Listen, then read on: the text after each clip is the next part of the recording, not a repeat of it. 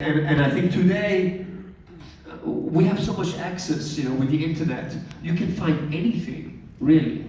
And I think I would encourage anyone to discover the good things, because they're beautiful and they're inspiring and they're forever, they're forever. Yeah.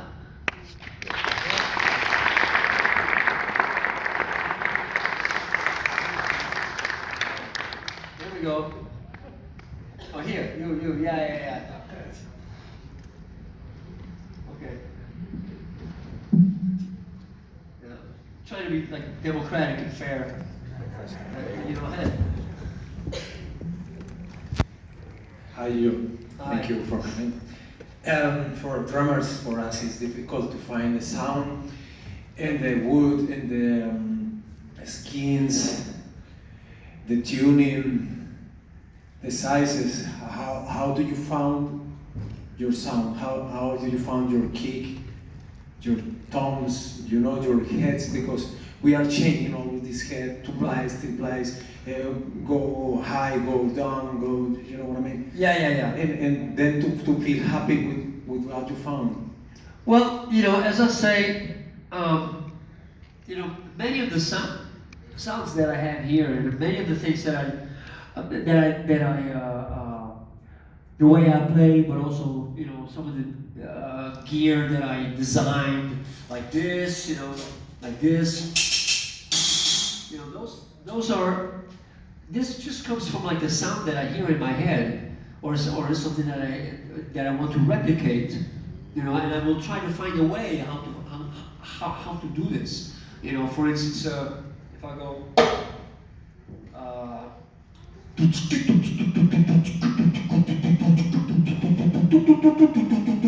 Okay, I have to find a way to do this.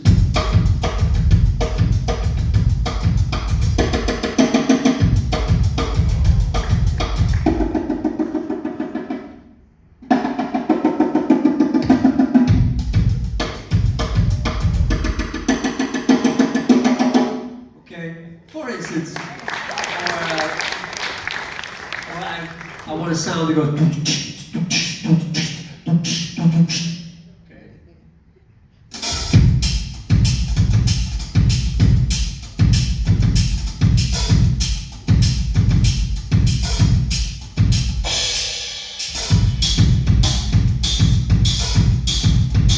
For instance, or I want a hand clap. Or try to create a hand clap. Now, sometimes I always play triggers and stuff like that, but if I want to get a hand clap for my drum sound, okay, now, what is important to know about a hand clap?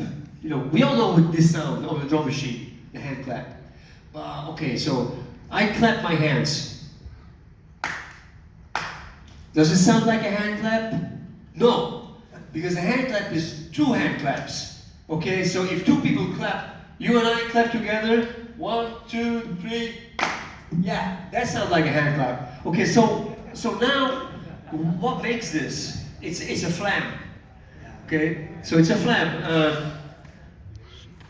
And the flam, I'll say, there's many different ways. Okay, if I go like this, let's say, I have this sound. What is the most similar sound on the drums?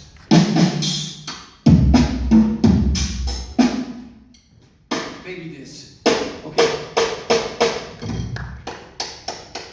Just kind of same family, Okay, so now all I need to do is I need 2. So I can go maybe with this. That sounds like a hand clap.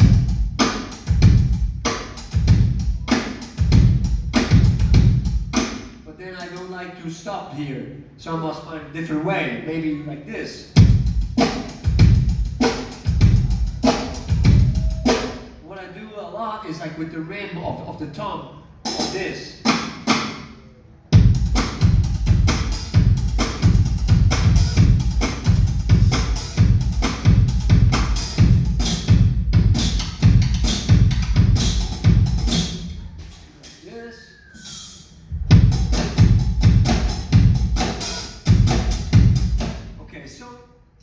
like this, I experiment, I try different things, you know. Some of them work out and some of them don't. Now, when it comes to the tuning of like the drum, right? So, right now I have a sound that kind of works with everything a little bit, you know. I like to have the toms in a very big distance, so I have a very wide spread. It's less boring, like boom, bam, boom, you know, it's more like that dynamic. It's unusual to have a small tom over here, so I come up with unusual ideas. So I usually like, because I like a lot of contrast, I tune this very high. And this very deep. Okay, I also have this very deep because I can assimilate some bass drum patterns with this. Okay? It's like not too long, so I can go.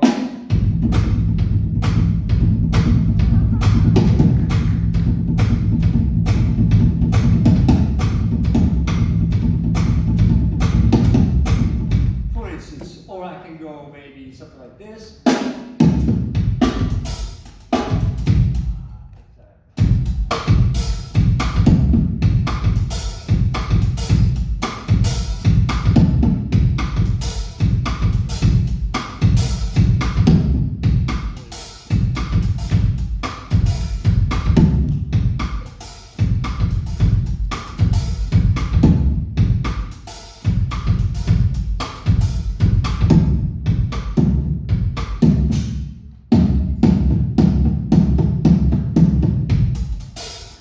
For instance, I'm always looking for sound like this. Now, this snare drum is very high because I like this for, you know, when I do some like jungle stuff, you know.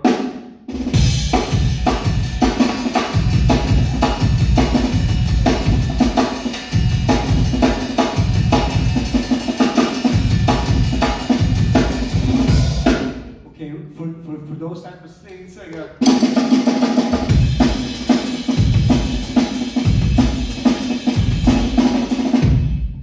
Those type of things. Now this is deep, you know, so I can get some like Lindrum 808 type of vibe.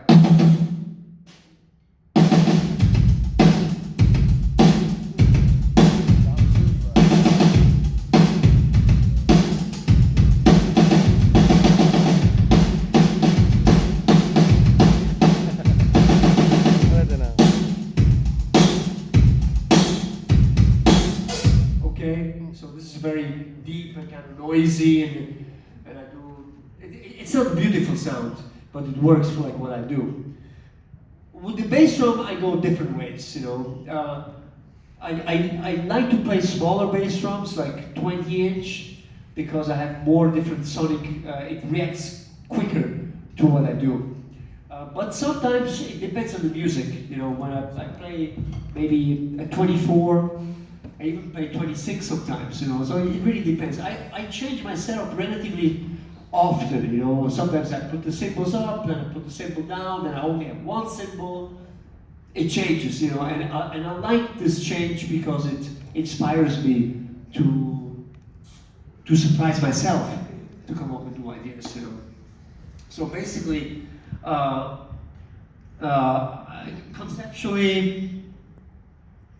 Conceptually, I always try to create the sound that I have in my head.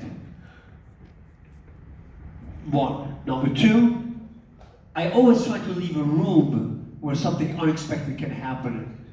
You know, something that is like strange, that makes me, you know, let's say, for instance, if I would do something like this, you know, and have a sound of a snare sound like this. Oh God. How can we play like this? This is like a lot of. Okay, now normally you will play something like this. This is a good sound for if I were.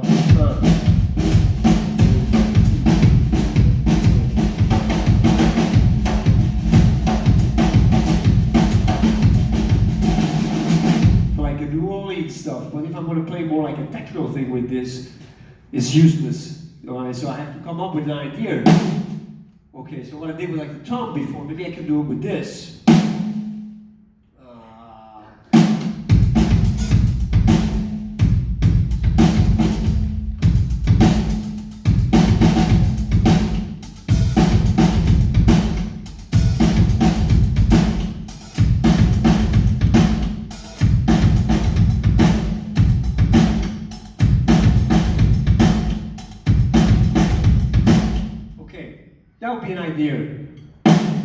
to do this. Maybe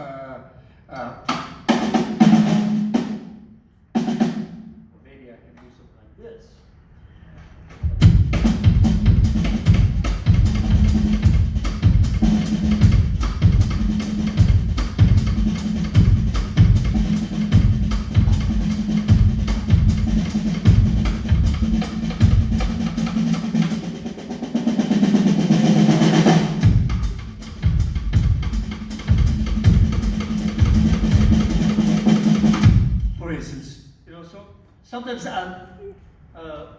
Sometimes I let the sound lead me, which is the opposite.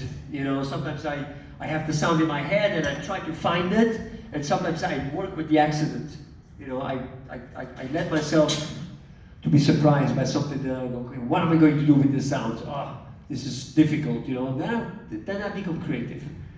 So this is the main approach that I have towards sound. However, I have to say, the music always is the paramount, Like you don't want to do something that destroys the music, necessary. You try to support it, and understand what the music is about. So if I have a pop song or like a ballad, I will try to support the mood of the song, And then it's not the right time to go for something really crazy. Usually, sometimes it is. I did a bunch of like things in the studio where I play like a ballad or kind of like a pop song. Not maybe someone would want me to play like this.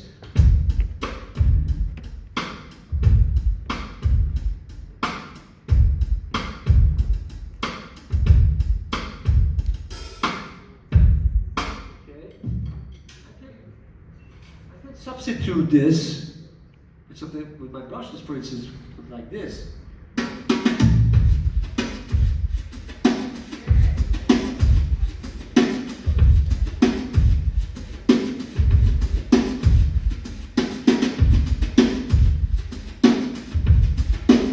of like simulate the shaker or something like that, right? So this is how I go about sound and looking for the beat. It's the thing is in my head is one solution, and the accident is the other one. Thank you.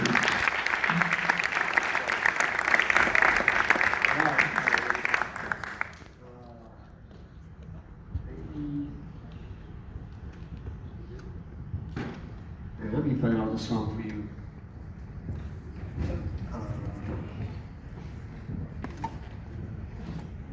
Okay, let me play something for you, which is inspired by,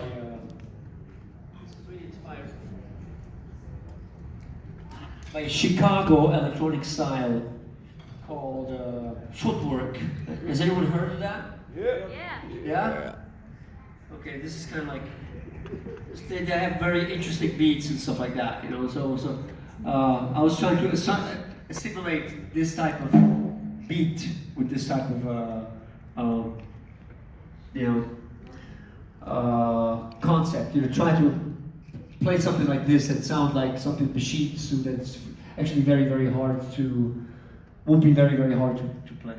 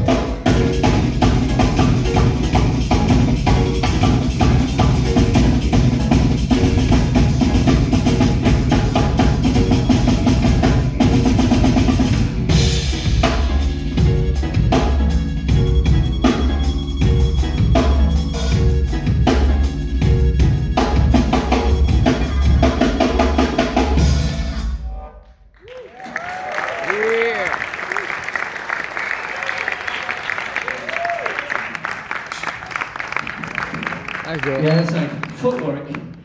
That's a song called from Nerve. And it's called Hard Hat Era. This is from a song, from a self-tape titled record. Like 2 records ago. We did a very acoustic record in between, kind of like a jazz record. Playing everything vintage stuff, you know, drums from the 1930s. And the last record that just came out last month is called Music for Sharks, which one of my obsessions, like sharks. And I saw the swimming pool in the aquarium in the mall. It was really impressive. I've never seen anything like this. Really amazing. But anyway, yeah, just you know, that was an example of like something that clearly comes from like machine. You know, like it's not drummer would not go to this approach. Yeah, with like you know crazy high, you know, many different hi-hat sounds and you know like bizarre and angular type of stuff. So interesting. It's really, this footwork stuff is really interesting. It's actually only in Chicago. You know, it doesn't really go outside this. It just stays there. But it's really incredible. And also like it's come with the dance style. It's like kind of break dancing, but different. You know. So just check it out. Footwork Chicago on the internet, you know, on YouTube. Anyway, the other questions? Yes.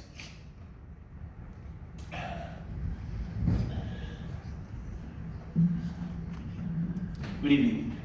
Thank you very much for showing up today. Yep. I'm not a drummer, so I have to ask it from a different perspective. Oh yeah. So, if you are collaborating with other musicians, asking you to play along, what really attracts you to say yes? I can play on that song. What are the things that you look for? With other people? Yeah.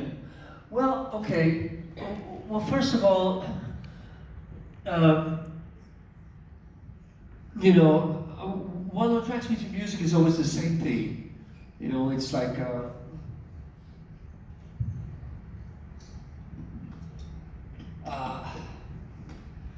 maybe you know I have to explain beforehand. You know, much of my career in the beginning, you know, was like was being a sideman. You know, learning many different styles and getting ready to play, and being equipped. You know, people call me, Jojo, this, I need you for this, Jojo, I need you for this, are you free? And then like maybe 15, 20 years ago, I started to go with my own stuff. Now, with my own stuff that involves not just drumming with my own band, but producing movie scores, do many different things. And when you live inside that world of yourself, sometimes you need to go outside. You need to escape the monoculture of your own thing, of your own comfort zone, because you need things from the outside to come in and go like, hey, you know, and change you. So that's why a couple of times a year, I step out of my own thing and I make some collaborations with people. What I want from these people is basically, I don't want the same thing that I do with my own stuff. You know, so it has, of course, it is related because I have a certain set of values, you know, cultural values that I'm interested with, that I work really hard to create them in my own music. So I look for them outside too, you know. But for instance, let me give you an example of the collaborations that I did over the last year with other people. Okay, one was a movie where a director asked me to perform alongside with Charlie Duke. Charlie Duke was an astronaut of Apollo 17, the oldest man still alive that was walking on the moon. So it was a movie about him, and he tells about his story going to the moon. What has it to do with like a drummer? Not much.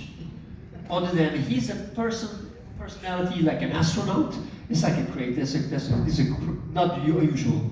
That's you suspend yourself from being connected. You know, like it's dangerous. You know, so I could relate to that. So he wanted me to not just make a score, but actually appear in the movie, playing, creating a narrative of what he was talking about, I thought, okay, this is a real opportunity and this is a challenge, and I get to work with an astronaut, and there's only maybe 5 people left on this world that were on the moon, and I'm going to meet with, I'm going to spend time with him and exchange things and learn. So learning is one important thing.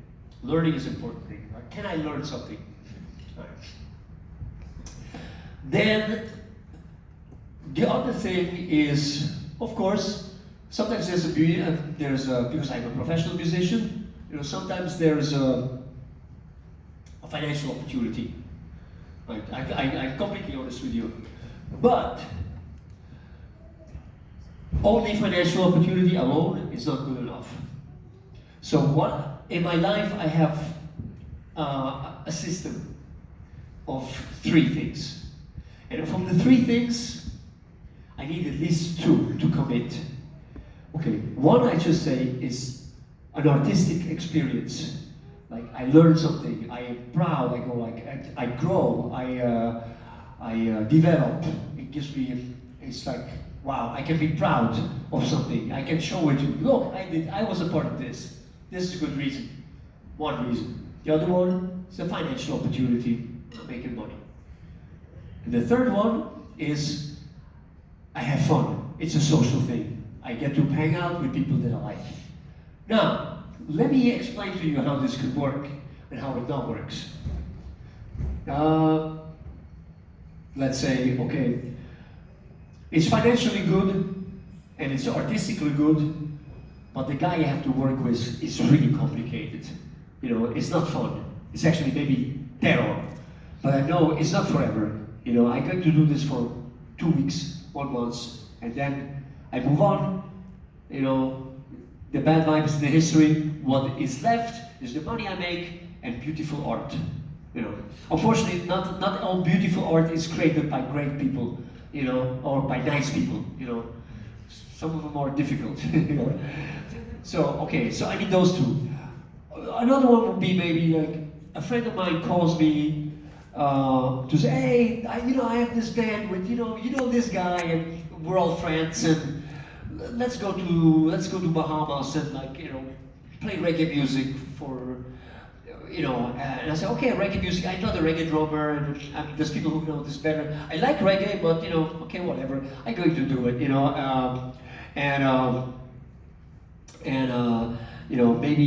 maybe the money's not so good, So, or maybe have an opportunity that like the art is really great and the people are really great, but the money is no money. I do it sometimes. Or the money is really good and the people are really great, but the art is kind of like so-so. Okay, let's do it, So life is full of compromises, and I'm fortunate enough that I don't have to make many compromises anymore. But it's that, every once in a while, I still go like, yeah, okay, I'll do it, or I don't want to do it, or so life is a negotiation, So basically, the main thing that makes me want to step out, is really growing and having a quality time and creating art that enriches my life. This is the most important thing, and I have to pay my bills. So every once in a while, I have to make sure I also get paid.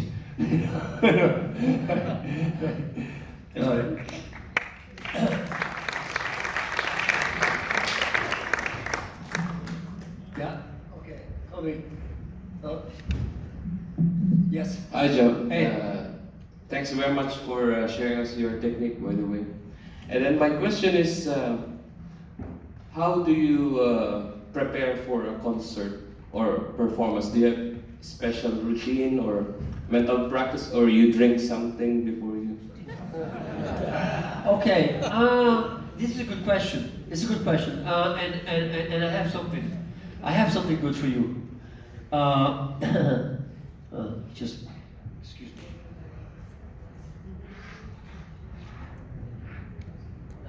I sometimes have allergies, Anyway, it's a good question. Yes or no?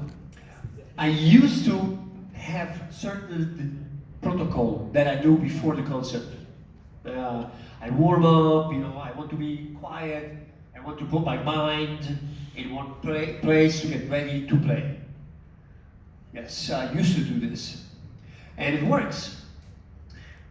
But a couple of years ago, it's changed. A couple of years ago, I had some sort of like, almost like a paradigm shift, like, let me explain to you. No matter what you want, how much you want to be able to sound good, we are not robots, You will have a good day, you will have a bad day, you will have sometimes it will be amazing and, everybody can feel it, and sometimes you have to work really hard. Even if sometimes maybe I'm the only person that I realize that I have to work really hard for everybody is happy, so I just shut up. But it is like this, it is like this. And once I thought, this is probably not going to, I cannot fight my nature as a human to be like this. So maybe I can try to find a way to harvest it in a positive way. So what I do is like, okay, there is a reason why I'm here. I worked on my technique, on my knowledge, on my vocabulary, and everything, to do this as good as I can.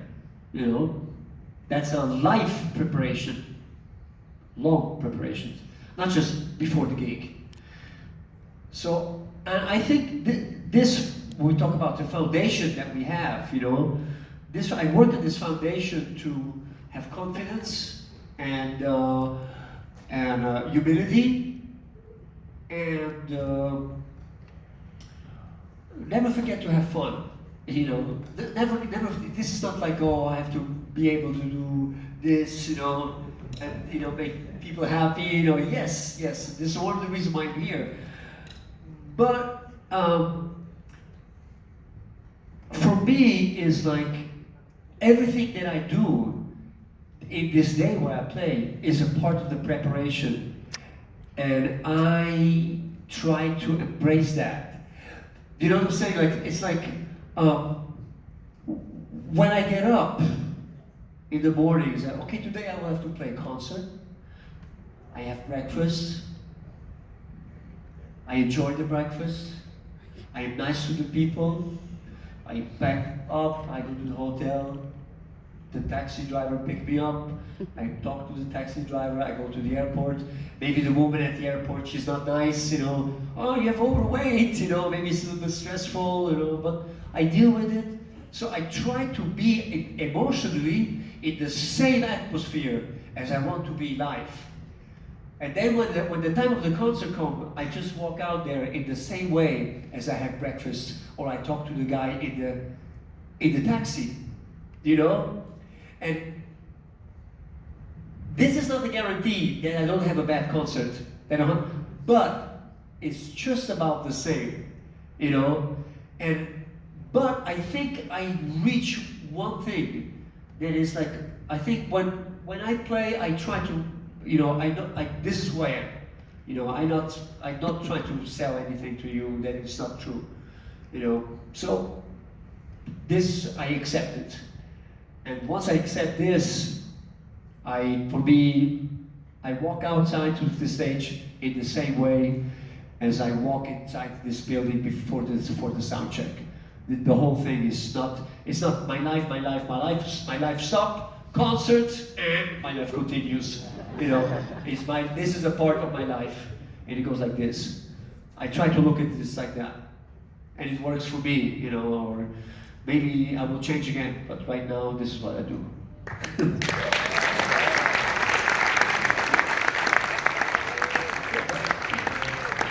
All right, so we have right there, yes. All right, hi Jojo. Hey. All right, so I have two questions for you. Yeah. The first question is the stack on your right. What is that? On the right? On the right, that's stack. This? No, the stack on your right. This? There we go, yes. Oh, okay. This is a 13-inch fierce hat top, which is that this is my signature hat. This is like really dry hats. It's really dry, maybe too dry for certain sounds, but for and on the top and on the bottom it's a 14-inch china. Now I use hand hammered china, but this is a machine hammered one. So this is an AAX. I usually use like HHX, but it doesn't really matter that much. You know, it's just like I think that's something that goes, you know. Well, it's beautiful. I love it. Yeah. I've been playing this for a long time. Yeah, it's really versatile because I can go really aggressive on it, you know. I can go really crisp on it, you know. Like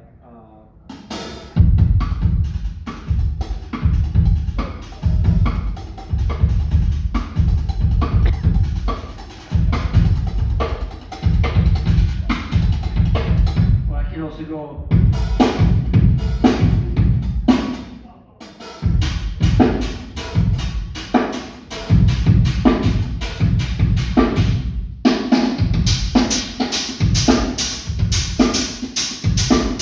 So it's like it has a lot of different sounds. I can also loosen it up, and then it sounds really crazy.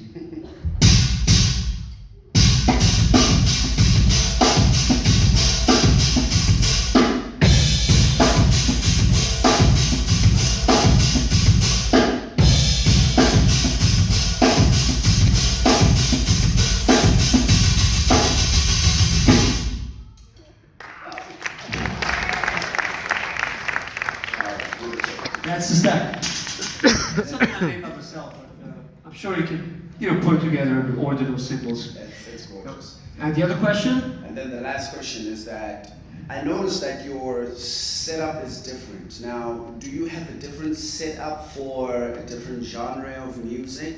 Or say you're playing something different, do you set up differently for certain movements? Or, yeah, how do you do that? You mean movement, my body movement, or? Your current setup right now. Oh, yeah. Do you have different setups for different genres of music? No. Same setup? No, okay, look. If you go to YouTube, for instance, you see, like a couple of months ago, I did something with like an organ player, which was like totally like a New Orleans thing, like a Dr. John stuff, like more Bonham, like a big 26-inch bass drum. So, or this. Very different setup, very different bass drum, very different cymbals, very different position. So I'm not married to this. I can leave whenever. Thank you. Yes. Okay, here we go. 2 hands. That's what you really want to. Hey Jojo. Hey. Actually, it's a request and a question. Okay. If you could do that, thank you so much. If the question is, when I started drumming, I was let's say inspired by blues mostly. So when I went to other genre of music, so I still feel that I'm playing some blues in this thing. Whatever is funk, it's rock, I still use the ride more. I also always feel the blues in whatever I'm playing. Is that wrong or right? And how can I take an advantage out of this, if there is any? And the request is if you can show us some reggae techniques. Second, the last question was the second part, like the last sentence. I didn't hear it because. So yeah, I mean, if there is any advantage I can take out of this. Okay. Yeah. Well, first of all, if you love the blues, then it's a reflection of who you are. I don't see a reason why you should not put it into any type of music.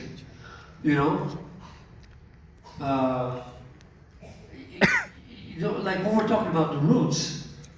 Okay, so what is the blues? What is the blues? Like if you understand what is the blues is not just a chord change, chord progression. The blues is folk music that was developed in America by Africans that were kidnapped and were used as slaves in America. And inside this music, you know, is their experience, is the suffering, is the hope for a better future. So all these things are inside. It come from somewhere. This is a very powerful history. You know, it's not just like no. This comes from someone. You know, this comes from somewhere. This is real. If you understand how this is real, how you can connect to it, then this will make sense wherever you bring it, because it's a very basic human value. It's a human experience. And I don't think you need to detach yourself from it. You know, when you go this is the truth for some people. Now, there is a problem when you try to replicate the surface and you don't know what you're talking about. You know, when you're too far, you try to be cool. You know, it's like hip hop. Hip hop comes from a very bad neighborhood in New York, from the Bronx. Like, me personally, I moved to New York when I was 1990, so that was like 10 years after hip hop already happened. And still, when I go to this place, I would not go to the South Bronx just like this. Only if I go with 5 friends of mine, which are black, and they know, like I would not go there because you could, but it's not.